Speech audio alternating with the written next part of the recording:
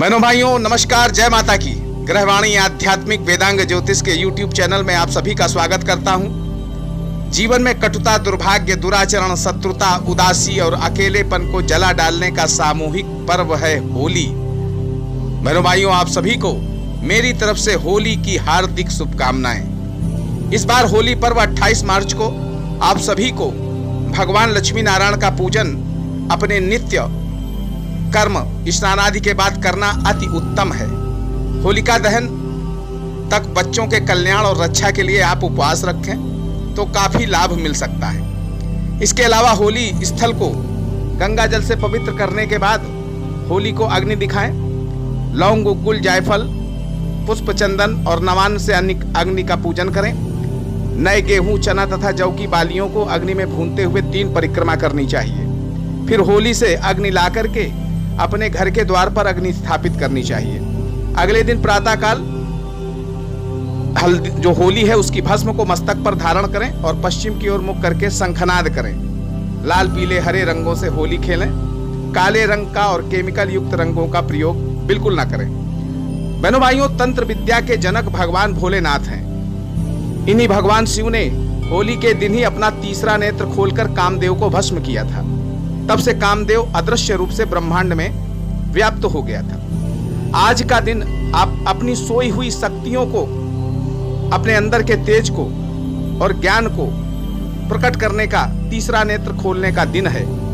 इसी से हम ब्रह्म साक्षात्कार कर सकते हैं और भगवान शिव के तीसरे नेत्र से निकली अग्नि ऊर्जा से हम अपने अंदर छाए हुए राग, द्वेष, काम, क्रोध, मोह, माया के बीज को पूर्ण रूप से समाप्त कर सकते हैं।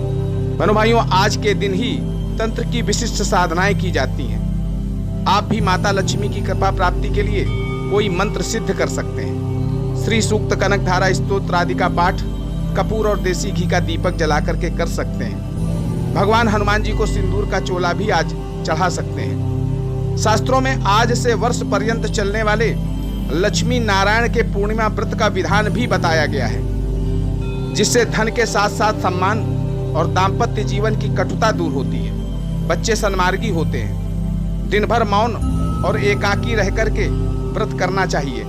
रात्रि में चंद्र उदय होने पर चंद्र में भगवान नारायण, सूर्य और माता लक्ष्मी का चिंतन करना चाहिए, पूजन करना चाहिए, अर्घ देना चाहिए। रात्रि में बिना तेल का 1 बार भोजन करना चाहिए। ये लक्ष्मी नारायण व्रत का विधान है।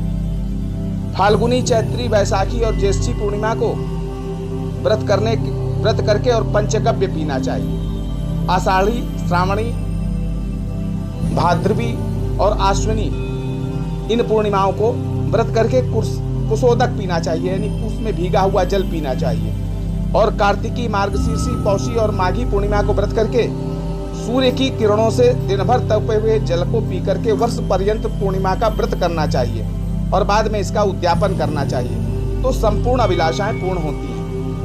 ये व्रत लक्ष्मी नारायण का व्रत होली के दिन से ही उठाया जाता है।